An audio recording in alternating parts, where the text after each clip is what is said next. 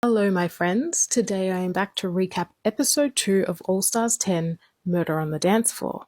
This is where the gloves start to come off and we get a bit more drama and juice.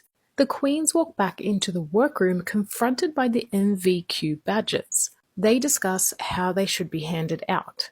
Most deserving queen is ambiguous enough to blur the lines of who actually deserves one and who doesn't. Bosco makes it clear that she deserves a badge because she was in the top 3 in the first episode.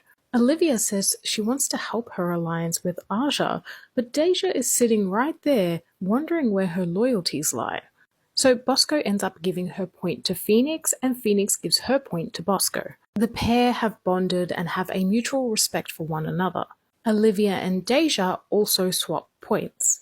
I really thought that Olivia was going to give her point to Aja, but I think she knew that wouldn't go down well. It was a very fair exchange of badges, but I anticipate it getting a lot messier in episode 3. So it's a new week in the workroom and Rue delivers the very first mini challenge of the season. The queens have to roll softballs up the length of the pit crew without using their hands. Phoenix wins the first round, crediting her many years of experience playing with balls. Irene wins the second round, and the pair go head-to-head in the semi-finals. And Irene wins it really quickly. Like, how does she do that so fast? I think this mini-challenge was just an opportunity to grind up on some of the pit crew members because it has no standing in the maxi challenge. For this week's maxi challenge, the queens are suspects in the new improv whodunit, Murder on the Dance Floor. The edit was definitely there for Bosco, who is fiending for a win, and the queens pick their roles without any drama. It's a Christmas miracle. Deja, however, gets in her head, believing that she's not flirtatious enough for her character, and this is a bit of a running theme for Deja in this episode.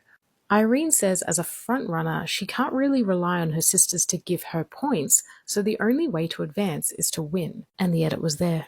So we get a little bit of good drama this episode. I've made a whole video on good versus bad drama on Drag Race, so if you're unsure what I mean by that, go check it out. Olivia Lux begins to feel slighted by Bosco's slights. It got a little bit tense. I think Olivia was struggling to let go of what Bosco said was a joke on her end.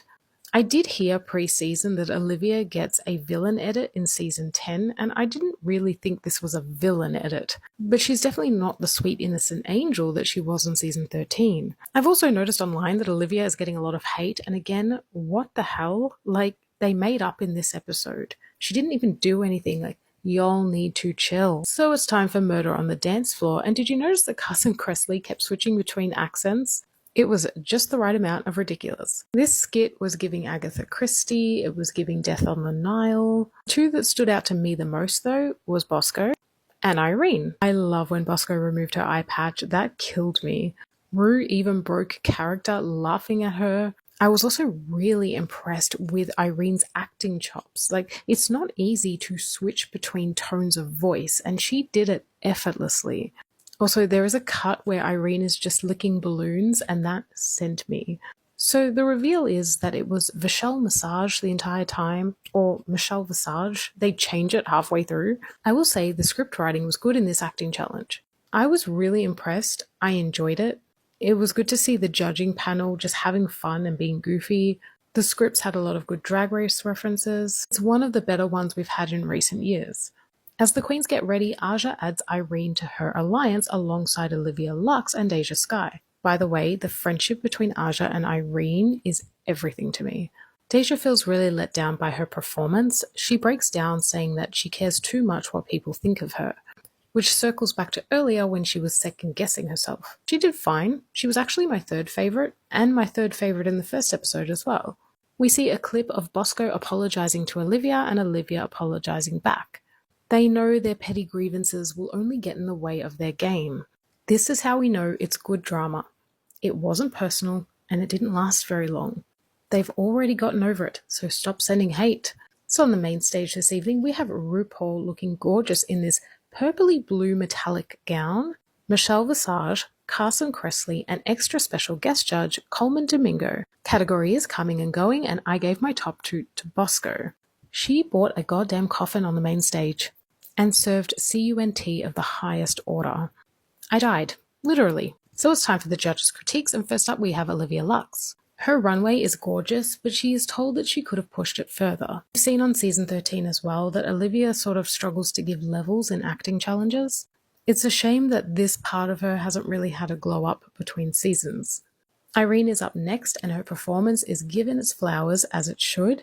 Irene is such a star. This is why All Stars is essential in the Drag Race universe. We need queens like Irene to come back and show us what they're truly capable of. Bosco is also given her flowers for her outstanding performance. She was so funny, and we know that Rue loves Elvira, so extra points for that. I am really loving Bosco this time around. Rue says she actually enjoyed playing with Deja Skye, which helped Deja feel better about herself. I'm really glad they uplifted her in this moment. Phoenix is told that she needed to give more range. She isn't as confident in performance and acting-based challenges, but she keeps being told that she is a legend, and I'm glad they're acknowledging that. It's always important to remember that every single drag queen is talented, but some translate better into a competition setting than others. Phoenix discusses how her runway is a homage to her late sister who passed away from COVID. It was a very touching moment. Aja also looked so gorgeous in this runway outfit. Is this another Pokemon reference? Maybe a Heliolisk or whatever it's called? But they say her performance was a little bit too over the top. I agree that it needed some peaks and valleys.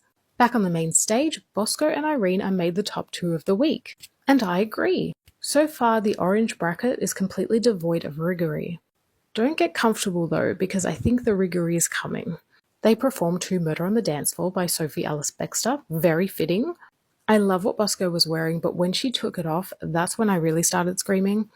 Irene did well too. She was giving actual disco moves and quirky facial expressions. Bosco ends up winning and earns herself an extra point. Let's look at the scoreboard for a minute. I want to credit Drag Race polls on Instagram. Bosco and Irene are officially in the lead with 4 points. Aja has 3 points, and the remaining queens have a point each. Next week is the last week that the orange bracket will be all together. I'm already attached to them as a group. It's crazy. I'm not ready to say goodbye just yet. It looks like their final challenge will be a makeover. The reason that I feel so good about the orange bracket is because I can see that it was a very smart move putting it first. I think if the purple bracket was first, it wouldn't be received as well because it does have Ginger Minj in it. And from what I saw pre-season, people were not happy that Ginger Minj has been cast. Well, not everybody. I can't speak for everybody, but the majority were not happy. So putting this bracket first, where we don't have Georges, we don't have Ginger Minj, was a really smart idea because people are enjoying it. They love a redemption edit with Irene. It's just non-divisive. It's not controversial in any way. It's actually been a really good start to the season, and I look forward to seeing how Bracket 1 comes to a close. So guys, let me know what you thought of the challenge, this episode, the judging choices, the orange bracket, and let me know how you think All Stars 10 is faring so far. Give me all the tea, and I'll be back very soon with another video.